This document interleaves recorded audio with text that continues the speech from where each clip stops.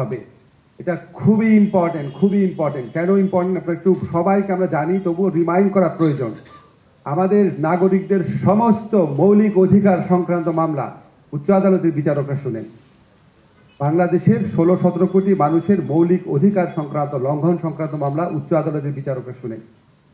উচ্চ আদালতের বিচারকরা, হাইকোর্টের বিচারকরা অধিকাংশ ক্ষেত্রে ফাইনাল আপিলেট কোর্ট হিসাবে কাজ করেন।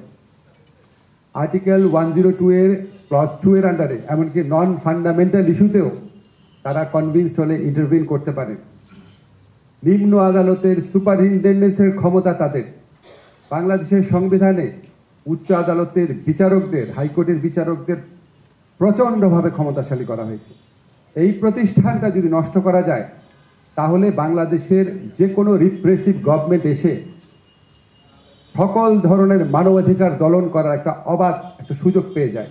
এবং এক্স্যাক্টলি এই কাজটাই গত 15 বছর করা হয়েছে। উচ্চ আদালত মানবাধিকার হরণ করার, মানুষকে নির্যাতন করার একটা হাতিয়ারে পরিণত হয়েছিল। এমনকি এমন ঘটনা, অদ্ভুত ঘটনা আমরা দেখেছি যে আপিলেট ডিভিশন দিনের পর দিন জামিনের শুনানিটা ডিলে করেছে শুধু খদিজাতুল কুবরা যে মেয়েটা ছিল, খদিজাতুল কুবরা মেয়েটাকে বেশি দিন বিচার ছাড়াই জেলে রাখার জন্য। জঘন্য সব ঘটনা ঘটেছে। তো এই উচ্চ আদালতের অনাচার, আদালত ব্যবস্থার মাধ্যমে নিপীড়ন নির্যাতনের ক্ষেত্রে সবচেয়ে প্রবলেমেটিক যে বিধানটা, সেটা হচ্ছে উচ্চ আদালতে বিচারক নিয়োগের আইন।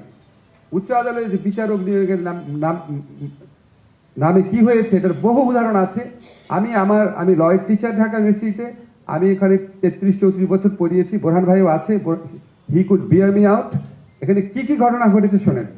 আমাদের উচ্চ আদালতে এমন বিচারক নিয়োগ পেয়েছে যে নিম্ন আদালতে জাজ হওয়ার পরীক্ষায় ফেল করেছিল, আমাদের ছাত্রদের মধ্যে আছে। আমাদের উচ্চ আদালতে এমন বিচারক আছে যে ইউনিভার্সিটি ভর্তি পরীক্ষা দিয়ে ফেল করেছিল, ইউনিভার্সিটি ভর্তি হতে পারে নাই, ল কলেজ থেকে পাশ করেছে। এমন বিচারক আছে যারা কোনোদিন কোর্টে প্র্যাকটিস করে নাই, এনলিস্টেড হয়েছে লয়ার হিসেবে, প্র্যাকটিস করে নাই। ভয়াবহ সব ঘটনা ঘটে গেছে। এবং আমাদের যখন আইন সমিতির প্রোগ্রাম হতো, আমি আমার ছাত্র জীবনে যে সমস্ত ছাত্রকে সবচেয়ে ফাঁকিবাজ, সবচেয়ে নিম্ন মরালিটির, সবচেয়ে অমনোযোগী, সবচেয়ে পলিটিক্যালি বায়াস যাদেরকে দেখতাম, তাদের কাউকে আমি হতবাক হয়ে দেখতাম। তারা বলে, স্যার আমি তো জাজ। আমি খুবই বিস্মিত, তুমি জাজ? বলে, জি স্যার, হাইকোর্টের জাজ। এবং আমি এত অবাক হয়ে তাকাতাম, তারা এই দৃষ্টি সহ্য করতে না বলে সরে যেত। এই ধরনের নিয়োগ হয়েছে। এই জায়গাটা আমাদের